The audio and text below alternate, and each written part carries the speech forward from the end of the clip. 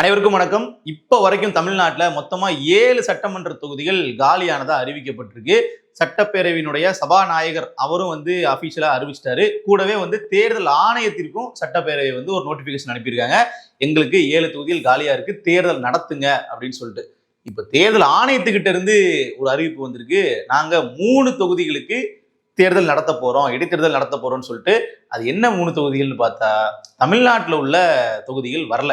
மாறாக குஜராத்ல 1, பீகார்ல 1, மத்திய பிரதேசத்துல 1 அப்படிங்கிற மாதிரி காலியா இருக்கக்கூடிய தொகுதிகளுக்கு இடைத்தேர்தல் நடத்துறாங்க. வரக்கூடிய ஜூலை 30ஆம் தேதி. வாக்கு எண்ணிக்கை அப்படிங்கிறது ஆகஸ்ட் 3ஆம் தேதி. தமிழ்நாட்டில தானே கிட்டத்தட்ட இத்தனை தொகுதிகள் காலியா இருக்கு, 7 தொகுதிகள் காலியாயிருச்சு, ஏன் இங்க நடத்தல அப்படின்னு பார்க்கும்போது, தமிழ்நாட்டில் நடக்க போற இடைத்தேர்தல்கள்ல பல சட்ட சிக்கல்களும் வர்றதுக்கான வாய்ப்புகள் இருக்கு. கூடவே இன்னும் பல தொகுதிகள் காலியாகலாம் அப்படின்னு எதிர்பார்க்கப்படுது. தேர்தல் ஆணையத்துக்கு என்ன பிரச்சனை இருக்கு? அவர்களுக்கு நிறைய தொகுதி காலியானா என்ன, இல்லைன்னா என்ன, இருக்கிற தொகுதியில் நடத்திட்டு தானே அவர்கள் போகணும் அப்படிங்கிற மாதிரி யோசிச்சோம்னா, இப்போ காலியா இருக்கக்கூடிய 7 தொகுதிகள்ல 6 தொகுதிகள் பாத்தீங்க அப்படின்னா அதிமுக எம்எல்ஏக்களினுடைய அவர்களுடைய தொகுதி, அவர்கள் வெற்றி பெற்ற தொகுதி. அவர்கள்ல இருந்து ஒரு 4 பேர் முதல்ல விலகி தாவேக்கால இணைஞ்ச உடனே 25 அதிமுக எம்எல்ஏக்கள் பாத்தீங்கன்னா தாவேக்காவுக்கு ஆதரவு கொடுத்தாங்க சட்டமன்றத்துல.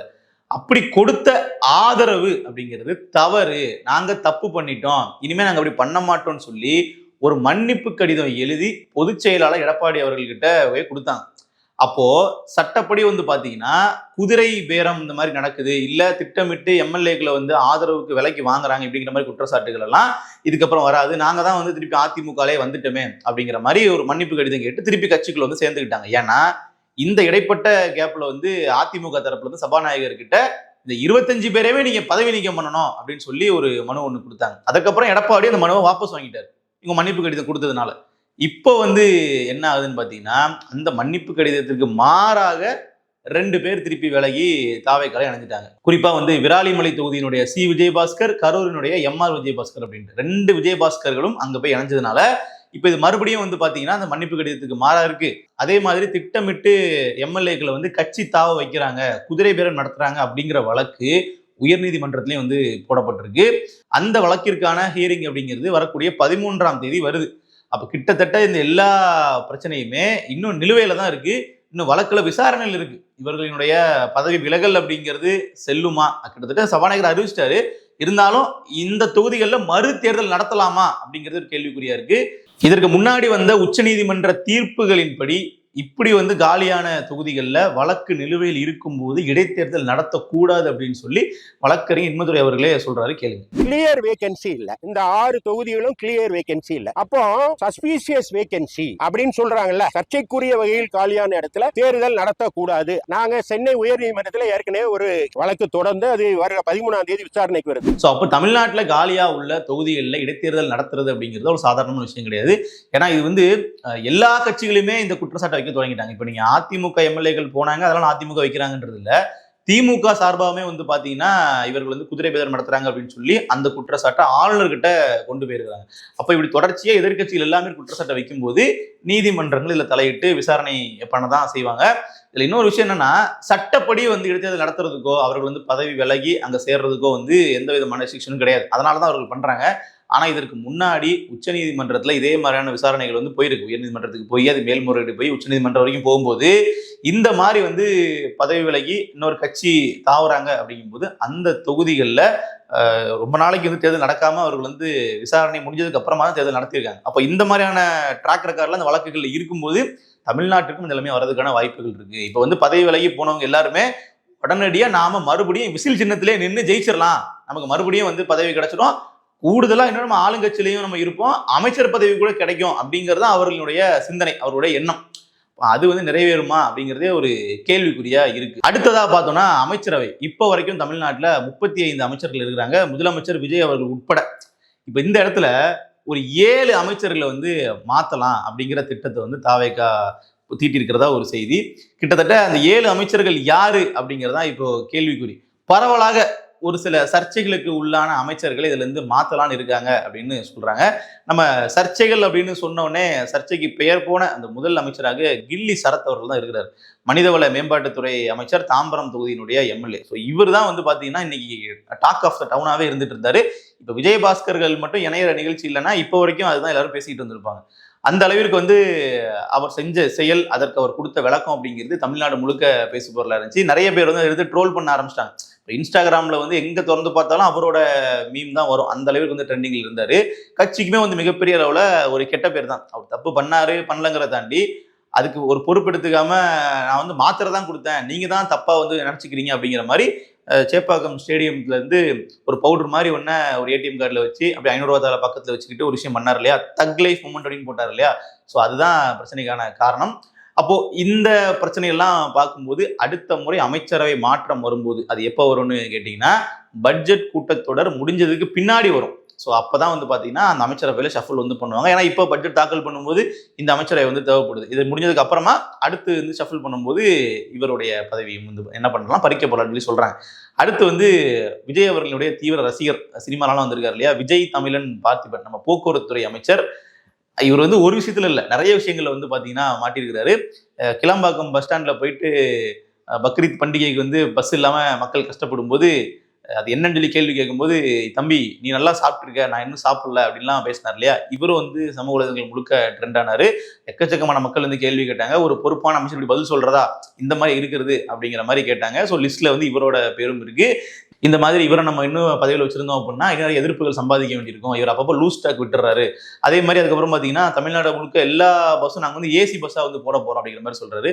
ஸோ இதெல்லாம் நடைமுறைக்கு சாத்தியமான ஒரு விஷயமா, இவரை பேரளவில் அறிவிப்புன்ற பேர்ல பண்றாரா, இதெல்லாமே கட்சிக்கு பேக் ஃபயர் ஆகும் அப்படிங்கிறதும் பலரும் சொல்றாங்க. ஸோ அடுத்ததாக நம்மளுடைய ரீல்ஸ் அமைச்சர்னு சொல்லி பலராலும் அழைக்கப்படக்கூடிய தொழில்துறை அமைச்சர் கீர்த்தனா அவர்கள். நீங்க வந்து இவர்களை தெரியாதவங்களும் அது இருக்க முடியாது. நான் வந்து ரீல்ஸ் மூலமாவே வந்து இன்வெஸ்டரை கூப்பிடுவேன் அப்படின்னு சொல்லி ரீல்ஸ்லாம் வந்து ஒன்று போட்டிருந்தாங்க. அதாவது பத்திரிகையாளர்கள் வந்து இந்த மாதிரி வீடியோ ஏன் போடுறீங்க அப்படின்னு கேட்கும்போது, ரீல்ஸே போதுமேங்க, நீங்க கெட்டதுக்கான விளக்கெல்லாம் இருக்கு அப்படின்னு ரீல்ஸை வந்து ஒரு உதாரணமா எடுத்து காட்டினதோட, இன்வெஸ்டருக்கு நீங்க யாருக்கெல்லாம் நீங்க வந்து ஃபோன் பண்ணியிருக்கீங்க, நீங்க யாருக்கெல்லாம் பேசியிருக்கீங்க, யாருக்கெல்லாம் ஒப்புதல் கொடுத்துருக்காங்க அப்படிங்கிற மாதிரி கேட்கும்போது, ராயல் என்ஃபீல்டு கிட்ட நான் பேசியிருக்கேன், உங்களுக்கு ஆதாரம் என்ன, நீங்க பேசுறீங்களா அவங்க கிட்ட, நான் வேணா ஃபோன் பண்ணி கொடுக்கவா அப்படிங்கிற மாதிரி பத்திரிகையாளர்கள்ட்டே பேசுனது அதெல்லாம் பெரிய அளவில் ட்ரெண்ட் ஆச்சு. அது வந்து அவர்களுக்கு நெகட்டிவா ட்ரெண்ட் ஆச்சு. இப்ப இல்லாம வந்து நீங்க பதில் சொல்லுவீங்க, ஒரு ஆதாரம் கேட்டா இப்பெல்லாம் நீங்க பண்ணுவீங்களா அப்படிங்கிற மாதிரி எக்கச்சக்கமான கேள்விகள். ஸோ அவர்களும் வந்து பாத்தீங்கன்னா லிஸ்ட்ல தான் இருக்காங்க. நாளைக்கே வந்து அவர்கள் ஷஃபில் பண்ணாலும் அதில் வந்து ஆச்சரியப்படுறதுக்கு இல்லை. அடுத்ததா அவருக்கு வந்து பக்கத்திலேயே வந்து பார்த்தீங்கன்னா அமைச்சர் ஜெகதீஸ்வரி, சமூக நலன் மற்றும் மகளிர் உரிமைத்துறையினுடைய அமைச்சர். இவங்க 2 பேருக்கு இடையில வந்து ஒரு கிளாஷ் இருக்கு அப்படிங்கிறது ஒரு குற்றச்சாட்டாக இருந்துட்டு இருந்துச்சு. அப்பெல்லாம் இல்லைங்க, நாங்கள் 2 பேரும் ஒற்றுமையாக தான் இருக்கோம் அப்படிங்கிற மாதிரி 2 பேரும் சேர்ந்து எடுத்த மாதிரி ஒரு புகைப்படத்தையும் சமூக வலைதளங்களில் பகிர்ந்தாங்க கீர்த்தனா அவர்கள். ஸோ இப்போ இந்த பிரச்சனை என்னங்கிறதும் தெரியும். விருதுநகர்ல ஒரு நிகழ்ச்சி, அந்த நிகழ்ச்சியில வந்து பார்த்தீங்கன்னா அமைச்சர் கீர்த்தனாவுடைய பேரை வந்து ஃபர்ஸ்ட் போட்டுட்டு என்னோட பேர் செகண்ட் போடலாம், புரோட்டோகால் படி என் பேர் தானே ஃபர்ஸ்ட் இருக்கணும் அப்படிங்கிற மாதிரி அவர்கள் பேசினது. அதுவுமே வந்து எக்கச்சக்கமா கட்சிக்குள்ளே இவ்வளவு பெரிய பிரச்சனை இருக்கா, அப்போ ஒரே மாவட்டத்தை சேர்ந்த 2 பேருக்குள்ள இந்த அளவுக்கு ஒரு பவர் கிளாஷ் இருக்கு அப்படின்னா எப்படி, அதுவும் இப்பதான் தாவேக பவர்லேயே வந்திருக்கு, அதற்குள்ள வந்து பவர் சென்டர்ஸா அப்படிங்கிற மாதிரிலாம் கேள்விகள் வந்துச்சு. ஸோ இவர்களுமே வந்து பாத்தீங்கன்னா லிஸ்ட்ல தான் இருக்கிறாங்க. அடுத்ததா வந்து அமைச்சர் விஜய் பாலாஜி அவர்கள் நேரடியா வந்து மக்களே வந்து ஊழல்வாதி அப்படின்ட்டாரு. திமுக தானே தீசன்னு சொல்லி பேசிக்கிட்டு இருந்தீங்க, இவர் வந்து மக்களே வந்து பாத்தீங்கன்னா நீங்களாம் ஊழல் சக்தி அப்படிங்கிற மாதிரி சொல்லிட்டாரு. ஈரோடு மாவட்டம் பவானியில வந்து தூய்மை பணியாளர்களுக்கு நலத்திட்ட உதவிகள் கொடுக்கக்கூடிய நிகழ்ச்சியில கலந்துக்கிட்டு, அதாவது இது வரைக்கும் பல ஊழல்கள் பத்தி பேசியிருப்போம், ஆனா இருக்கிற முக்கியமான ஊழல் அப்படிங்கிறது 2026 சட்டமன்ற தேர்தலில் தமிழக மக்கள் பண்ண ஊழல் தான். கிட்டத்தட்ட வாங்க வேண்டிய இடத்துல பணம் வாங்கிட்டு நீங்க போட வேண்டிய இடத்துல ஓட்டு போட்டீங்க, அதுவே எவ்வளவு பெரிய ஊழல் பார்த்தீங்களா, அதனாலதான் நாங்க இன்னைக்கு ஆட்சியில் இருக்கோம் அப்படிங்கிற மாதிரி பேசுறாரு. அவர் எதோ ஒண்ணு சொல்ல வந்து அதை இந்த மாதிரி சொல்லிட்டாரு. அப்போ உங்களுக்கு ஓட்டு போட்ட மக்களே நீங்க ஊழல்வாதிகள்னு சொல்றீங்களா அப்படிங்கிற ஒரு கேள்வி ரொம்ப கணிசமா எல்லாம் தொடங்கிருச்சு. ஸோ இதுவும் வந்து பாத்தீங்கன்னா ஒரு தாவேக்காவுக்கு எதிர்நிலைப்பாடை தான் மக்கள் மத்தியில ஏற்படுத்திருக்கு. இப்படியாக கிட்டத்தட்ட ஒரு 2 மாதங்கள் கூட முழுசா முடியல அப்படிங்கும் போது கூட இந்த அளவிற்கு வந்து இவர்களுடைய லூஸ் ஸ்டாக் அப்படிங்கிறது பெரிய அளவுல பேக் ஃபயர் வந்து ஆயிருக்கு. அடுத்ததா நம்ம காங்கிரஸ் கட்சியினுடைய எம்எல்ஏ மற்றும் இப்ப தாவேக்கால் அமைச்சராக இருக்கக்கூடிய விஸ்வநாதன் அவர்கள் மதுரை மேலூர்ல பள்ளி நிகழ்ச்சியில போயிட்டு என்ன பண்ணாரு அப்படிங்கிறத பார்த்து அந்த குழந்தைகள்ல வந்து அவர் ஒரு தவறான முறையில வந்து பேட் டச் பண்ணாரு அப்படிங்கிற மாதிரியான வீடியோக்கள்லாம் வைரல் ஆச்சு. கூடவே வந்து வாடி வாடி கைப்படா சிரிக்கு வந்து டான்ஸு, அது கூட வந்து விஜய் அவர்களை கோவப்படுத்தாது, நம்மளுடைய பாட்டுக்கு தானே ஆடுறத வச்சுக்கோங்களேன். ஆனால் அந்த குழந்தைகளை வந்து அவர் அவருடைய கால்களை வந்து தொட்டது அப்படிங்கிறது, அவர் என்ன எண்ணத்தை தொட்டார் அப்படிங்கிறது வேற. ஆனா அது பார்க்கும்போது அது எப்படி கன்வே ஆகுதுன்னு பார்க்கும்போது இப்படி வந்து வித்தியாசமான முறையில டச் பண்றதுதான் தவறான விஷயம். இப்படி கால்களெல்லாம் வந்து தொடக்கூடாது அப்படிங்கிறதான் பலரும் சொல்லக்கூடிய விஷயம். ஏன்னா இது வந்து அந்த குழந்தைகளே வந்து அன்கம்ஃபர்டபுளா ஃபீல் பண்ண வச்சிருச்சு அப்படின்ற குற்றச்சாட்டுகள்லாம் வந்துச்சு இல்லையா? ஸோ இவருடைய விஷயமும் தொடர்ச்சி சர்ச்சைகள்ல மாற்றுறதுனால இதுவும் வந்து பாத்தீங்கன்னா ஒரு அண்டர் மானிட்டர்ல இருக்கு. இவரே கொஞ்சம் கண் வைங்க அப்படிங்கிற மாதிரி. அதுக்கப்புறமா வந்து இருக்கவே இருக்கிறாரு நம்மளுடைய தாவேகாவினுடைய பொதுச் செயலாளர் புசி ஆனந்த் அவர்கள். இன்றைக்கு வந்து நீர்வளத்துறை அமைச்சராகவும் இருக்கிறார் இல்லையா? மேகதாதுல வந்து அணை கட்டுறதா சொல்லி அவர்கள் ரொம்ப உறுதியா இருக்கிறாங்களே, அந்த விவகாரத்துல நம்மளுடைய நிலைப்பாடு என்ன, அதை பத்தி நீங்க பேசுங்கன்னு சொல்லி கேட்கும்போது, கேள்வி கேட்க போன பத்திரிகையாளர் வந்து பாத்தீங்கன்னா, என்ன துளசி நல்லா இருக்கியா அப்படிங்கிற மாதிரி கேட்டுட்டு அப்படியே நகர்ந்து வந்து போறாரு. அந்த பேட்டியை வந்து கடந்து வந்து போறாரு. ஸோ ஒரு அமைச்சர் வந்து இப்படி பொறுப்பற்ற முறையில் பதில் சொல்லலாமா அப்படிங்கிற எக்கச்சக்கமான கேள்விகள். ஆக்சுவலா வந்து தாவேக்கு ஆட்சிக்கு வர்றதுக்கு முன்னாடி புசி ஆனந்த் அவர்களை நம்ம வந்து கட்சியில வச்சிருக்கணுமா, இவரை வந்து நம்ம பொதுச்செயலாளர் வச்சிருக்கணுமாங்கிற மாதிரியான கேள்விகள்லாம் தாவேக்கா தொண்டர்கள்கிட்டே வந்துச்சு. இன்னைக்கு அவர் வந்து கிட்டத்தட்ட அமைச்சராகவே இருக்கிறாரு. தாவேக்கா அசைக்க முடியாத பொறுப்புலையும் இருக்கிறாரு. தாவேக்கா வந்து அரசு அமைக்கிறதுக்கு முன்னாடி ஒரு கட்சியா இருக்கும்போது வந்து பாத்தீங்கன்னா சிஐஏக்கு எதிரான போராட்டங்கள்லாம் தமிழ்நாடு முழுக்க நடத்தினாங்க. அதெல்லாம் வந்து ஆர்கனைஸ் பண்ணது நம்ம புசி ஆனந்த் அவர்கள் தான். அப்போ வந்து பத்திரிகைகள் கேட்குறாங்க, சிஐஏல எந்த சரத்துல பிரச்சனை இருக்கு, எதனால வந்து நீங்க சிஐ எதிர்க்கிறீங்கன்னு கேட்கும்போது, எந்த சரத்தில் சிக்கல் இருக்கிறதோ அந்த சரத்திற்காக தான் எதிர்க்கிறோம்னு சொல்லி அப்படி கேள்வி கேட்டவரே வாயடைச்சு போற மாதிரி பதில் சொன்னார் இல்லையா? ஸோ அப்பத்துல இருந்தே வந்து பாத்தீங்கன்னா இவர் வந்து பேசினா ஏதாச்சும் பிரச்சனை ஆகுது அப்படிங்கிற மாதிரி தான் இவர் ரொம்ப அமைதியா வச்சிருந்தாங்க. இன்னைக்கு வந்து அமைச்சர் ஆகிட்டாரு, பேசித்தான் ஆகணும், மக்களுக்கான கேள்விகளுக்கு பதில் சொல்லி தான் ஆகணும் இடத்துல இருக்கிறாரு. அதனால இவர் பேசினாலே வந்து சிக்கல் ஆகுதுங்கிற ஒரு பார்வையும் தாவேகா தலைமையிடம் இருக்கு. அடுத்து வந்து அரசியல்ல வந்து மிக மூத்த அரசியல்வாதி, பழந்தின்னு கொட்டை போட்டவர்னு சொல்லக்கூடிய செங்கோட்டையன் அவர்கள் கிட்டத்தட்ட வந்து பாத்தீங்கன்னா அதிமுகல இத்தனை முறை 9 முறை வந்து எம்எல்ஏவா இருந்திருக்காரு அப்படின்னா அது எவ்வளவு பெரிய விஷயம்ன்றத பாருங்க. அவர் வந்து பாத்தீங்கன்னா சமீபத்துல பேசுறாரு, மாணவர்களுக்கு வந்து நாங்க வந்து என்ன பண்ணுவோம்னா ஐடி கார்டுல சாதியினுடைய பின்னணி இருக்கும், அவங்க என்ன சமூகன்றது இருக்கும் அப்படிங்கிற மாதிரி பேசிடுறாரு. லிட்டரலி அவர் சொன்ன வார்த்தைக்கு தான் அர்த்தம். அதுக்கப்புறம் வந்து இல்ல அதெல்லாம் வந்து இல்ல, பள்ளிக்கல்வித்துறை வந்து அப்படியே மாத்தி சொல்றாரு அமைச்சர் ராஜமோகன் அவர்கள். அவர் அப்பெல்லாம் சொல்றாரு, நீங்க தப்பா புரிஞ்சுக்கிறீங்க அப்படிங்கிற வார்த்தை சொன்னாரு. அடிப்படையில செங்கோட்டையன் அவர்கள் பேசினதுக்கான அர்த்தம் வந்து இதுதான். உங்க என்ன சமூகம் அப்படிங்கிற விஷயங்கள்லாம் இருக்கும் அப்படின்னா அது சாதியை தான் நேரடியாக குறிக்குது. ஸோ அப்படின்னா அதுதான் அவர் சொல்லியிருக்காரு. ஸோ அதுக்கப்புறம் திருப்பி அவர்கள் வந்து அப்படி மாத்தி சொன்னாங்க. ஸோ இந்த மாதிரி சீனியர் அமைச்சர்களும் சரி, ஜூனியர் அமைச்சர்களும் சரி, எல்லாருமே வந்து பாத்தீங்கன்னா ஒரு லூஸ் டாக் விடுறதா இருக்கட்டும், ஏதாச்சும் ஒரு சர்ச்சைகள்ல சிக்கிறதா இருக்கட்டும், இது மாதிரி ஒரு தொடர்கதையாவே போயிட்டு இருக்கு. கண்டிப்பா சீனியர் அமைச்சர்களை டச் பண்ண மாட்டாங்க. செங்கோட்டையனோ இல்ல புசி ஆனந்தோ இவர்கள்லாம் வந்து பாத்தீங்கன்னா உடனடியாக மாற்ற மாட்டாங்க. துறைகளை வேணா மாத்துவாங்களே தவிர அமைச்சர் பதவியில இருந்து வந்து மாற்ற மாட்டாங்க. ஆனா இப்ப நம்ம இதுக்கு முன்னாடி பார்த்த நபர்கள் அமைச்சர் பதவி இழப்பதற்கான வாய்ப்புகளும் இருக்கு. இல்ல ஒரு முக்கியமான துறை அவர்களிருந்து வாங்கப்பட்டு ஒரு டம்மியான துறை கூட கொடுக்கலாம். ஸோ இதெல்லாமே வந்து பட்ஜெட் கூட்டத்தொடருக்கு பின்னாடி நடக்க இருக்கக்கூடிய மாற்றங்கள். பொறுத்திருந்து பார்ப்போம் தாவேகா அமைச்சரவை என்னென்ன மாதிரியான மாற்றங்கள் நடக்குது அப்படின்ட்டு. நன்றி.